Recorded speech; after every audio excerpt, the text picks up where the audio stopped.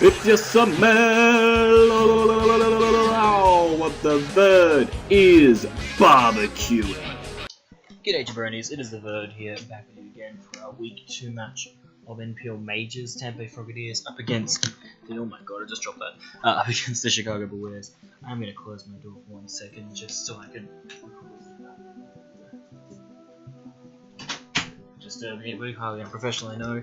Facecam will be back next week's games. Just decided not to do it for this one because I'm running a bit behind on time, been very busy, and have to get this video up very soon. So, you recently would have saw the team builder that we did. This is the follow-up, I guess, to the team builder. The game against Razor. I was pretty nervous going against this one for a couple of reasons. It wasn't in the battle. My internet had really been acting up on this day that he wanted to play, and I don't really like joining anybody, so I was like, okay, we'll just go into it and see what happens. And like in this battle, you don't see it, but there's a lot of time for a DC, and it was very nerve-wracking at the time, very annoying. But Razor brought a really solid team. Pretty much most of the things that I expected. Kind of thought Entei should be there, but he didn't bring it, so there was that. But he brought like massive threats. Thunder T, obviously, as we mentioned, and Mammoth Swine, huge threats. So you guys are aware of the team that I brought. So looking at lead matchup though, I felt very confident with Tentacle, just because against the majority of his team, like I said, if he leads Mamo, really solid. If he leads Frostlass, it's fine. Forage was like, as long as he didn't lead like Latios or Aero, I would be pretty solid in that situation. And of course he leads Aero, because I'm like, god damn, but that's fine. And he has our nerves, so even if I had Strickerberry, it means he could like go for the attack. And I figured he's probably just rocking EQ. If he's going to be like an offensive Aero, he probably has the EQ. Just cause, so I figured, alright, well if he has EQ, it could go Bulu, potentially, because like I said, really weak against me. But I thought as well at the same time, he could just go for Stone Edge, because I am a Tentacle, and he might be, very offensive. It's probably safer for me to just go into Kartana. It's a good middle ground play. I can kind of scout what kind of set he is, so I just go Kartana here, as he does go for the EQ. Does a very good chunk, and that's because he's Life-Orb, so that's really good scouting to know that he's not like sashed or anything. I go for the Smart Strike. Realistically, it was just because one, it was to see if maybe if he had the Fire Fang, if he was willing to stay in, and two, just to see if Fortress was going to be the dedicated Kartana, because I expected it to be. Unfortunately, Kartana not having a way to hit Fortress, but then again I have Bulu, Tentacle, Arcanine, and Nihilego kind of all designed to hit it, so I wasn't too fussed by this.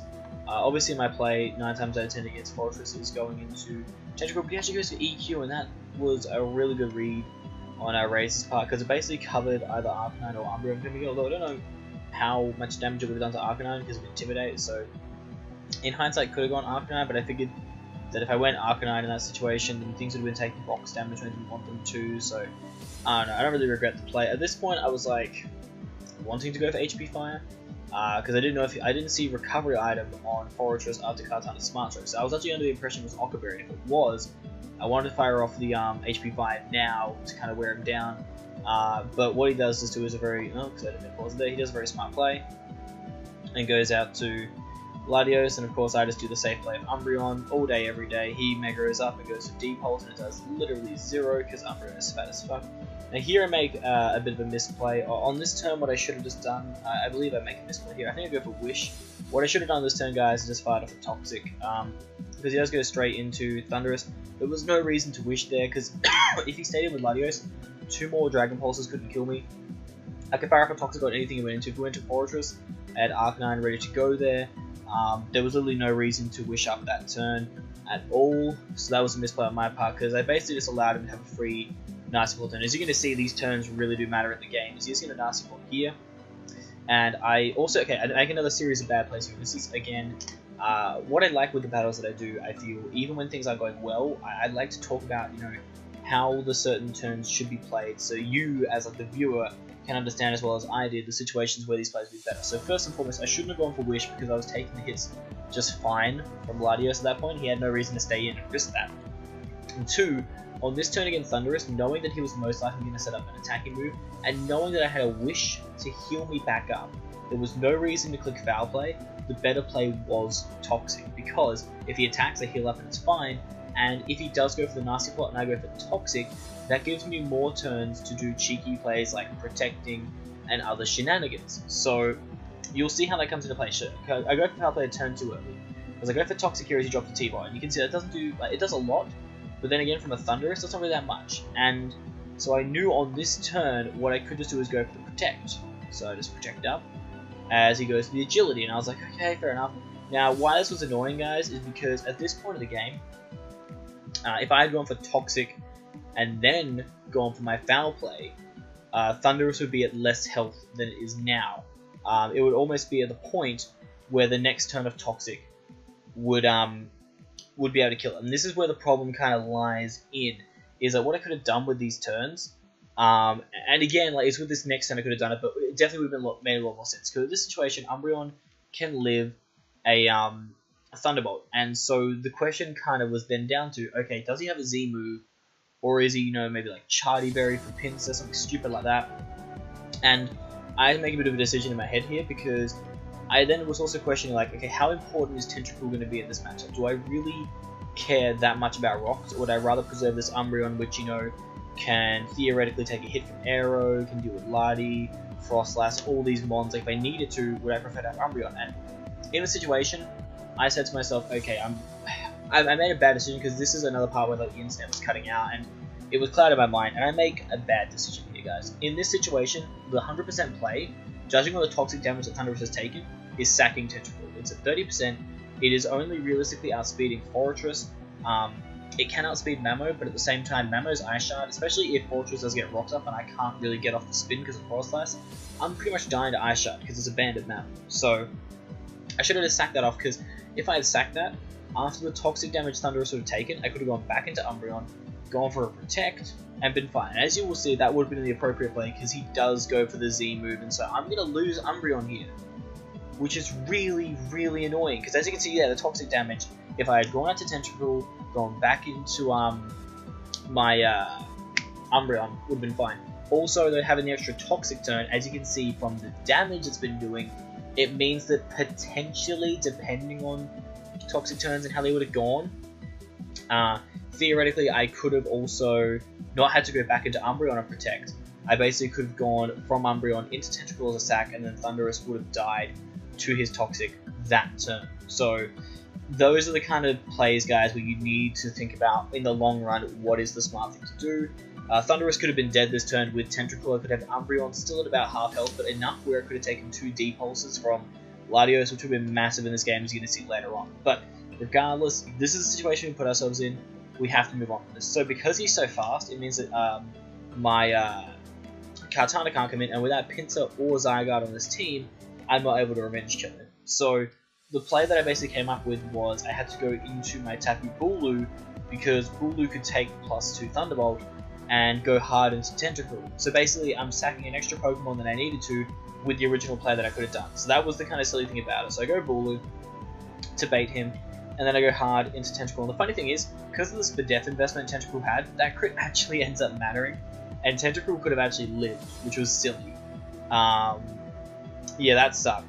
But here, I go Arcanine, he goes into Fortress, and I have to kind of like rethink my game plan, because my game plan was, like, as you guys know, Umbreon can wall Latios, so Latios should never really be a threat, but now Latios is quite a threat. And on this turn, I was kind of convinced that, like, he wouldn't stay in with Fortress, and he does. And I feel like, you know, this was a very 50-50 play on Razor's part, and for him, it works out, so that's, you know, all the more to him. But at this situation of the game, I think it wasn't his best play, only because if I'm an Arcanine and I potentially go for a Fire move here, if you look at my opponent's team, he doesn't have anything really for Scarf Kartana. Like, at this point, like, Thunderous is down. If he lets Fortress go down, he has nothing on his team for Kartana. So if I had clicked Flamethrower there, it was basically over. So I figured that Razor would be like, oh, well, that's a problem. I should probably, you know, deal with that and go out to his Latios, which was just there. Umbreon was down. It was a perfect opportunity to be able to go into it. So that's why I wanted Toxic, because in my mind, there's no reason to risk what is basically your win con in this game at this point. Like, Razor was in control, and then he made a very... Yeah, look, at the end of the day, I can't really fault him for it because it worked for him. But in my mind, it was a very risky 50-50 because, like, if I didn't click Toxic, if I clicked Flamethrower, then Fortress would be down, and we know it's a Life Orb Arrow. we know that it's in Mega Latios. So all I would have to do then, basically, is get up rocks with Nihilego, and Kartana could just click Smart Strike, and it would be GG. So that's why I decided to make the Toxic play. Unfortunately for me, guys, it didn't work out. Razor did make the very old prediction, but it works out really well for him because he gets Toxic on Arcanine, so that sucks. And now like I want to click Toxic again because I feel like there's no reason for him to stay in, but Razor's playing incredibly recklessly, so I have to play this accordingly, and I believe I do click Flamethrower this turn because at this point I need to take him down. So he goes Aerodactyl, and I realize like, okay, Aerodactyl most likely is going to click Stone Edge this turn because it's his best play. My only real play here is Carp because I can take a Stone Edge, as you can see, take it not fine, but well enough. And he doesn't know that I'm Scarp, but he's about to find out because I click Leaf Blade, and I get my Beast Boost, and Kartana, 5 kills in 2 weeks. So he goes Fortress, and I go into Bulu, as he's going to lay up those rocks. I'm like, shit, but I've seen he has Toxic, so I might be able to get him here. I was like, maybe I can get him. I go for the sub, I'm like, yes, awesome. So he goes Toxic. Now, if Fortress is down at this point, this would be great, or if Fortress was weakened by, if he was Okaberry, then, fantastic, that's great. Because Bulu could have put in, like, some serious, well, I mean, it couldn't really done much against these guys, but it could have been a good sack as well. But now that I'm behind a sub, I'm like, okay, we've actually got something going on here. Bulu is behind a sub. We are looking, like, really strong in this situation. So, like, where do we go from here? What's the play? Because I was behind a sub, and I was trying to think, because he's gone for Toxic, hasn't worked out for him, and I'm like, okay, I got 2 choices. One, I can click Wood Hammer to catch Mamo trying to switch in, because the thing is, like, I'm behind a sub. If he is Icicle Spear Mamo, he can break my sub and do a lot of damage to me, especially if he's banded. So I was like, that could be a thing I do. It also catches a non-Sash Frostlass, but then I said to myself, well, if he is a Sash Frostlass, then I could just go for HP Fire into Wood Hammer, knock it out, cool. And the biggest thing I looked at still was, if he stays in with Fortress and clicks like Gyro Ball or something, I need to take this thing down. Because the other thing I was looking at was, I didn't even realize how close it was for Nihilego to win as well. He didn't really bring a Nihilego check other than this like max HP Fortress. So I'm like, okay, I'm going to go for HP Fire because in this situation, there's a really good chance it could work. And he goes into his Frostlass and it takes 47%. So it would have been nice if it was a 2-hit KO, but unfortunately Frostlass has good Spit Def. So I have to go for the Wood Hammer here. I know that he's most likely going to go for an Ice move. So I'm like, stuff it, we're just going to kill this thing. Like, get it out of my sight, gone. So Frostlass is down. And we get our healing back, which is nice, as he does go into the Latios. Now, unfortunately, guys, as you will know from the team builder, I had to decide with Bulu whether I wanted to lower his special defense or his physical defense. And this is where it comes in, like, mattering a ton. Because if I had chosen to lower his physical defense, it means that I would have been able to live this Latios' Ice Beam. But because I chose to lower its special defense, I'm actually not going to be able to live the Ice Beam. I'm going to get knocked out. So that is really unfortunate. Because at this point in the game, like, I was trying to think, and I was still very rattled by that Fortress play because, like I said, I just really didn't expect him to make that play. It was a really ballsy play and it worked out. And also, like, sacking Umbreon. So I'd made 2 bad plays. In those situations, I should have just attacked the threat in front of me that was Fortress and killed it. And in the situation against Thundurus, I should have preserved my Umbreon so that even if Fortress got out of hand with Arcanine, he could go into Latios, but then I could just go into Umbreon, and I had a cycle there that could shut down those options. So, like, my bad plays were kind of coming back to haunt me, and so I was thinking to myself, okay, what is the end game here? Like, what is the way that I can win? And I basically concluded that the way that I was going to be able to win this game was with Nihilego. +1 Power Gem knocks out Mamo. +1 Power Gem could knock out max HP Fortress. And if I can weaken the Latios, it can take down Latios too. So I was like, okay, my plan is to go Kartana here, go for the X-Scissor, because it'll weaken Latios to the point where it is going to die. To the point where it will die to Nihilego's Power Gem. Nihilego gets the Beast Boost. It can hopefully knock out Fortress, knock out Mamo, and GG. We take it. So X-Scissor was my play. I DC'd again, which is unfortunate because it really affected my mind. I double into Arcanine here because I figure he's probably just going to go for an Earthquake. He does, and you see it does nothing to me. At this point, I had a decision to make. So I was looking at the calcs of like what I could do here in order to win, and the biggest one staring me in the face was Latios. And Nihilologo's Power Gem from the current range Latios is at cannot 2-hit KO it. So I thought to myself, okay, what's the best play I can do here that works with everything? So the play I actually chose to do, guys, was go for Will-O-Wisp. Because, for one, it weakens Fortress if it stays in, to the point where even the EQs, I can Morning Sun on the next turn, preserve myself, weaken Fortress a bit further. If he goes Mamo, it gets burned, I can then, proceed to Flamethrower afterwards if I want to and do some shenanigans there. Or, it just also prevents Mamoswine's Ice Shard here, Banded Ice Shard being able to knock out my Katana, so that's great. And if he goes Latios, that little bit of burn damage puts him in range of Nihilologo's Power Gem being a 2-hit KO. So I was like, okay, sweet. As long as we hit the Willow, we should be all good. He goes into Mabo, and we miss the Willow. And that sucks. It didn't really matter too much in the long run, because obviously he was Banded, so Banded EQ would have knocked out Arcanine. However, that being said, at the range of health that Arcanine's at after this toxic damage, if I had burned him, I could have gone for a Morning Sun, and Banded EQ wouldn't have knocked me out. I could have seen from the damage that he is banded, and then played accordingly, and then gone for the Flamethrower, made some different plays potentially. Like, I could have scouted a lot more, but that one unfortunately was just really unfortunate, because if he'd set him with Fortress would have been great, but this also just sucks because it was just another wasted turn. Like, it didn't really affect the game. Like, well, you'll see at the end how much it would have affected the game depending on how turns had played out and what had happened, but in my mind, when this happened, I was like, it's over. Like, the plan that I had is over, because the secondary plan that I had here, guys, now, was that I said to myself, right, Nihilologo might not be able to win this unless I get very lucky from here, so I decided to go for Flamethrower, as he actually decides to go for EQ and knock me out. So I'm like, okay, Nihilologo, it's time. Because from here, Power Gem knocks out Mamoswine. And if Power Gem not... Okay, so at this point, though, I was like, okay, the game is pretty much over. Because what I would have to do at this point in order to win is I would have to go Nihilologo here, click Power Gem. He would then have to go into his Mega Latios, and I would either need to... So, sorry, let me rephrase this. In order for me to win from here, I would need him to keep... sorry, what I figured he would do... Sorry, let's start this again. What I figured my opponent would do is leave Mamoswine in, let it die. Because at this point, you have a Fortress in the back, which is clearly going to be able to wall my Katana. Like, you know it's scarfed, you know Fortress can wall it and take it down. That's fine. Cool, great. So you know that. So you sack off Mamoswine, because you don't need it for Ice Shard at all anymore.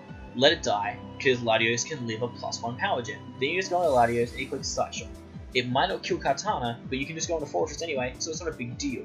And at that point, there's no move I can go for that hits both like Fortress and Lati that wins me the game. So then my only play would be spamming moves with Katana or spamming moves with Nihilologo.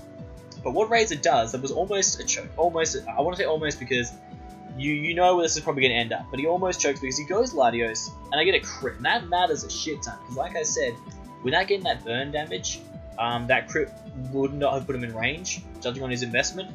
But now let's put him in range, and down goes Latios. And this now, guys, actually gives us a chance. Now, if the Mamo was burned, this would be perfect, because if the Mamoswine was burned, Ice Shard could not knock out my Katana. Now, this next turn, in my opinion, was the most heart-wrenching turn of the entire game, because it was one of those kind of 50-50s where you have to kind of go with your gut in that situation.